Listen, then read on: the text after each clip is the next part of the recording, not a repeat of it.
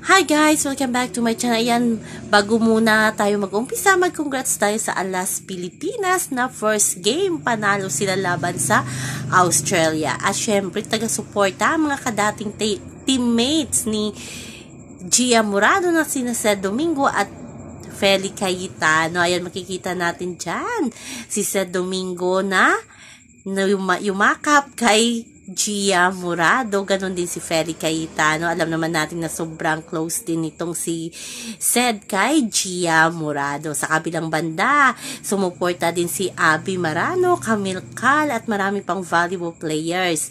Siyempre nandoon si Ia Lauri na kanilang teammate sa Cherry Tigo. O, asaan kayo dyan? Panalo ang Team Pilipinas or Alas Pilipinas sa first game. At ang second game nila ngayon ay ang India, ang Asuka.